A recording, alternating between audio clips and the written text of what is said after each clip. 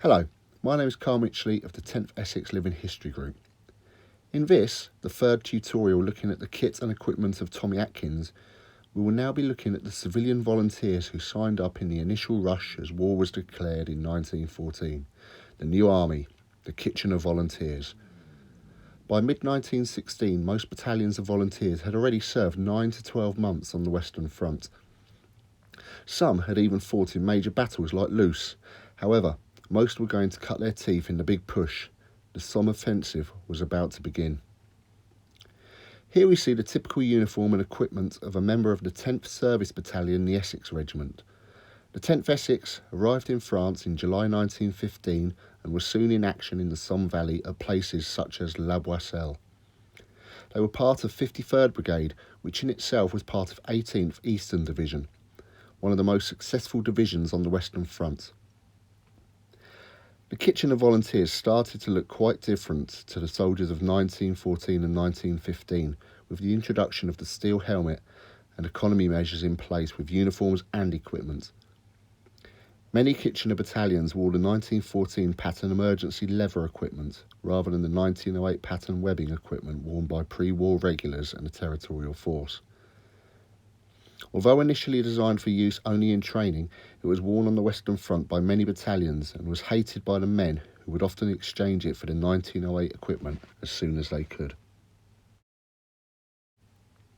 Here we see the economy pattern jacket badged to a colour sergeant of the 10th Essex. The economy pattern, introduced in late 1914, dispensed with the rifle patches on the shoulders. The upper pockets were larger with no pleat, and the back was made from one piece of material rather than the three pieces as seen on the standard 1902 service dress. The boots are the newer B5 pattern, which started to replace the earlier B2s from May 1915.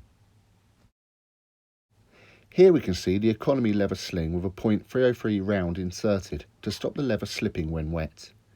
It was introduced almost as soon as the war started and is sometimes incorrectly called the 14 pattern sling, although it's not officially part of the 1914 pattern emergency leather equipment. The steel helmet was introduced in late 1915 and was initially part of trench stores, only being issued to soldiers who required extra protection, such as sentries peering into no man's land. When first issued, head injuries increased as soldiers believed they were bulletproof. However, once educated, head injuries decreased by 80%. By the start of the Battle of the Somme, all soldiers were issued a steel helmet as standard.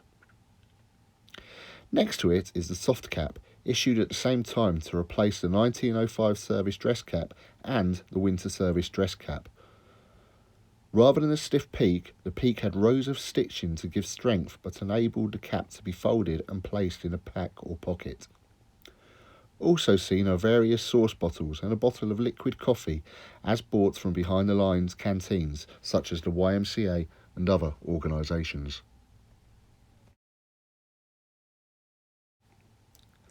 The difference between the B5 and B2 boot can be clearly seen by the side profile and can be compared to the B2 boot in my 1914 tutorial. Most soldiers who went over the top on the Somme were issued 220 rounds of ammunition, 120 rounds in their equipment and 2 bandoliers containing 50 rounds each. Also seen beside the bayonet is a set of wire cutters attached to the leather equipment via its leather carrying pouch.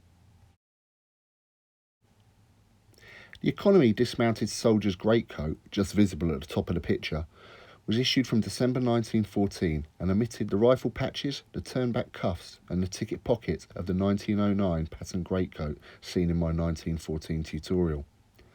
On top we see the PH tube gas helmet, as issued from September 1915. It gave better protection from phosgene gas than the earlier hypo smoke helmet, and by July 1, 1916, every soldier carried 2. The PH hood had to be kept moist, so it was issued in a rubberised wallet with a satchel to carry it on the person. Many soldiers carried picks and shovels when they went over the top. One of the biggest problems with capturing an enemy trench is once you have control, the enemy are behind you, so the parapet and parados need reversing to give ample protection. Lastly, we have the first field dressing. Introduced in 1911, it contained 2 gauze bandages and was intended to be used on the entry and exit wounds caused by gunshot. It was forbidden to be used on anyone other than the person carrying it, and was to be carried in its own pocket sewn into the skirt of the jacket. In early 1916, an iodine ampule was also issued to be carried in the same pocket. I hope you've enjoyed this video. Please like and subscribe. Thank you for watching.